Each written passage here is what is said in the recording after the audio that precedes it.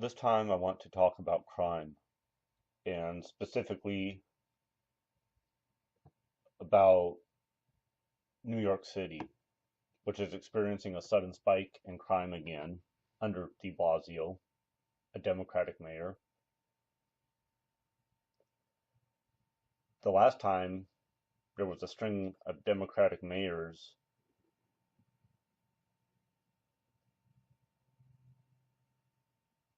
of New York City in the 70s and 80s, crime also spiked.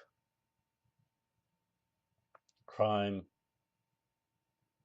was at infamous levels in New York City. People were scared to live in New York City and visit New York City.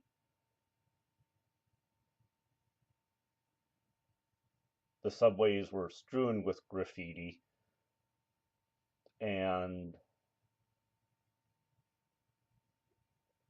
muggings were common. The number of murders was just unbelievable.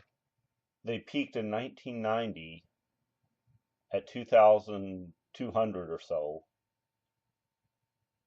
and even in 1980 there were about 1,800 homicides.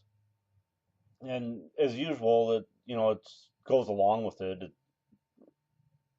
Financial troubles when Democrats are in power, and they also had an uptick in heroin use, with some parks just being strewn with needles.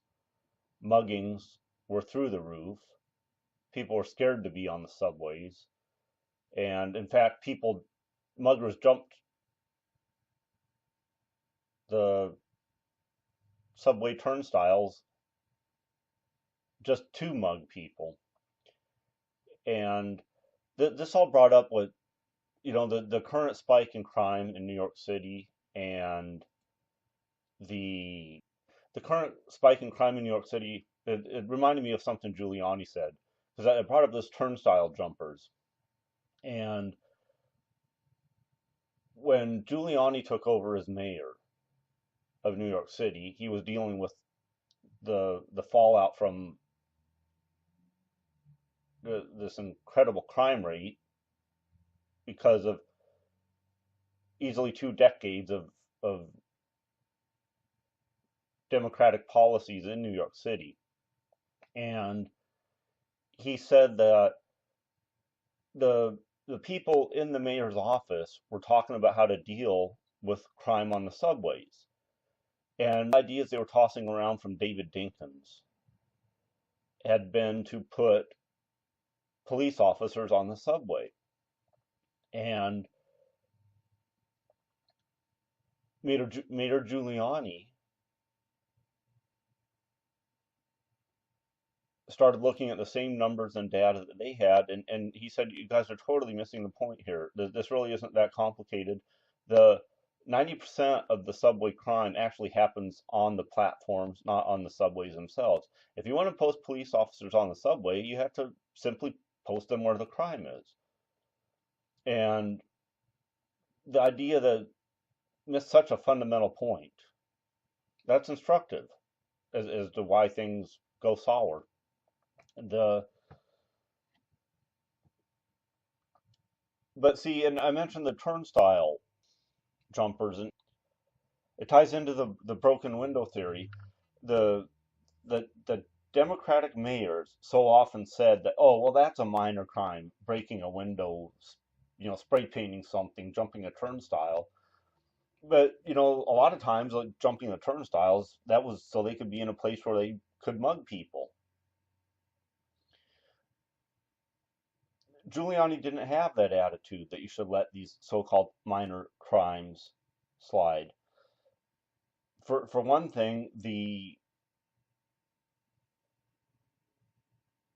people committing so-called minor crimes are often also ones committing major crimes. So even though the crime is different, but the people committing the crimes are often one and the same. And it's also kind of an opportunistic thing, as it turns out, where when you let the little things slide, People think, oh, look, they're letting the little things slide. They'll let something a little more serious slide. And it's kind of an incrementalism. And then, yes, they let things that are a little more serious slide. And before you know it, they're letting bigger and bigger things slide. It's kind of the you give them an inch, they'll take a mile situation. So Giuliani started going even after small crimes, and overall crime went down. And if you look at a graph of New York City's crime rate through his mayorship, it did go down. And now some people say, oh well, there was a general downward trend in crime nationwide, and that is true. Other cities were experiencing a decrease in crime, but that in New York City was a steeper decrease. And in fact, the violent crime rate in New York City was about half of that in Chicago at the end of Giuliani's term. So, these people are really not giving Giuliani due credit. He did a lot of good in New York City. Sometimes it was just simple logical oversights. And that from people prior to him, and but this going easy on crime thing is what was responsible for people having to live in fear of muggings and rapes throughout the 70s and 80s. And Giuliani just didn't think it was acceptable to allow that.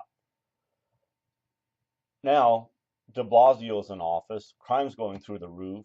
De Blasio doesn't even have the respect of his police department because he doesn't back them up.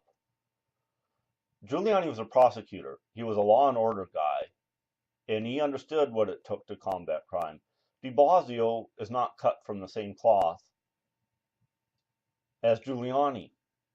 He doesn't understand the importance of law and order. He doesn't understand the importance of backing up his police force. Criminals are looking at how de Blasio is treating the police force, and they know that this mayor is not a tough on crime mayor. And much like a kid that has parents without a backbone, or much like a kid that's in a classroom with a teacher without backbone, these criminals know that they're not dealing with someone that's really going to stand up for what's right. They know that they're dealing with someone that doesn't have the courage of moral convictions in de Blasio. Criminals are criminals, but they aren't idiots. They know when they're dealing with someone that's just not going to do what's right. Is this what New Yorkers are going to stand for? Is someone that could very well have their city just as violent and drug-ridden and prostitution-ridden as it was through the 70s and 80s? Or are they going to learn their lesson? Now, it seemed like Californians had learned their lesson in the 90s. There was a girl named Kimber Reynolds, totally innocent, shot down, good student, good citizen, and she was murdered. That kicked off a statewide campaign to do something about this because crime was running rampant in California at that time. People said no more. The father of this girl led this campaign to establish a 3 strikes law. It was a strict mandatory sentencing law if you were a repeat offender. And the third offense was life in prison. Even I think that's too lenient, but it passed and it worked for years. Crime went down. You could walk the streets in California and not be as worried. And people were worried in the 90s. It was crime rates in the big cities and the mid-sized cities rivaled or exceeded the worst days of what you saw in New York City. People were scared. They just got fed up with criminals running around among us. They wanted them locked away so we could live in peace. And it worked. Now, just last year, a ballot initiative was put on that just gutted that law. Now there's a bunch of early releases for so-called nonviolent offenders, and crime's going up in California as people settle old scores among those that ratted them out and led to them going to prison. And innocent people are getting caught in the crossfire. Just two cases that I know of is an 8-year-old girl was murdered outside a laundromat because two gangsters were having a gunfight out in the parking lot. That was one of those early releases. She's dead. High school student, good student, baseball player, two gangsters in a running gun battle down the street, was riding home with her mom and lost her eye. She loved playing softball. She's trying to again now that she's out of the hospital, but she only has one eye. Just two cases. I mean, therein lies a problem. We need to keep these animals locked up away from the rest of us so we can go about our lives in peace. They don't belong out here. Someone that would take someone else's life there's something so fundamentally wrong with them that if you don't have the death penalty, at least you need to keep them locked away from the rest of us. Someone like that can't be rehabilitated. Most of us, if you think about how most of us are in life, most of us would have a lot of trouble taking another life. Even if we were justified, self-defense, even among the fear of that, you do it if you had to protect yourself and your family, but it's not something you set out to do. It's not something you're happy about having to do. Even police officers that are forced to shoot in self-defense, it is not something that they're happy about. Sure, they want to go home to their families again, but they don't relish it. But this crime thing, Giuliani, so, they say, well, it was a general downward trend in crime. But that's just trying to take away from the good that Giuliani did in New York City. He made that city a lot safer. People weren't scared to walk around as much. People didn't have the reluctance to start a business that they might have. I mean, you stop to think about it. If you're going around and you're looking for a place to start a business, are you going to go to some neighborhood?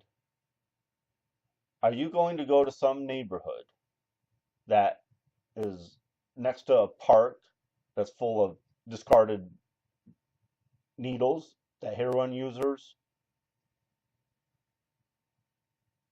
have just tossed aside? Would you send your kid to that park? Would you want to be in a neighborhood like that? I mean, that gets to the point here is these people say that crime is a result of poverty. And I say just the opposite, that poverty is a result of crime in a neighborhood. No one's going to go and set up any kind of a business in a neighborhood that's, full of drug paraphernalia just scattered around. There's murders and rapes and muggings. No one's going to set up a business there, especially a retail one. But, the proof is in the pudding, as they say. Giuliani did bring crime down to a lower rate than other major cities by the end of his time in the mayor's office. And just because it was part of a nationwide trend doesn't mean that he wasn't responsible for that. The downward trend existed in other places, granted, but he still had a lower crime rate overall at the end of it. Now that is attributable to Giuliani. On the other hand, he's buying into all this leftist theory that has failed time and time again. And that is why crime is going up. Got to understand the criminal, got to understand the background of the criminal. They had a poor upbringing, they had an unstable family life, all that. Lots of people grow up in unstable families that aren't criminals. Lots of people grow up poor that aren't criminals. And coddling to that mindset is just allowing for excuse making. people need to be responsible for their own lives, even if they come from less than ideal circumstances. And I think it's criminal of de Blasio when he gives validity to this idea. I think there's someone out there listening to that to say, "Oh yeah, I have a I had a poor upbringing. It's understandable that I'm committing crimes." When they hear that from the mayor of New York City, a young person, they could very well be thinking that, "Oh, there's something understandable about the fact that I'm out looting because I came from a poor family or an unstable family." That's squandering a young person's life. A mayor is supposed to be a leader to the people of his city. And you, on the other hand, you contrast it. You know, the on the news when that one kid was out looting and his mom found him out there, and she said, "No, I told you not to be out here with these thugs." And she started smacking him around in public. You know, that woman is probably working very hard to see that that kid has some opportunity in life, and he's out there with a bunch of criminals, and it pissed her off, and she did smack him around. And that's understandable. And hopefully that kid learned his lesson. And you know, but see, that's the kind of thing that mom is not allowing for those kinds of excuses. And I think that's why people respect that mom. She got out there and they say, and some people say that, "Oh, that must have been embarrassing for that kid." Well, yeah, I'd imagine it would be. Sometimes we need embarrassment in life. Some of the biggest lessons we learn in life is when we just totally flop and embarrass ourselves. You protect someone from embarrassment, you protect someone from learning lessons. So I respect that mom in Baltimore that went out there and grabbed her kid that was out there with those riotous thugs. That's more, a family's more of a local level, but than a mayor. You know, that mom's just in charge of her family. But the principle holds the same. This de Blasio, he's in charge of New York City, and he needs to be setting an example. And that does not include giving justification to people that are out there committing crimes and not backing up his own police force. That's going to lead to nothing but trouble. And we're already seeing that trouble starting to brew in New York City.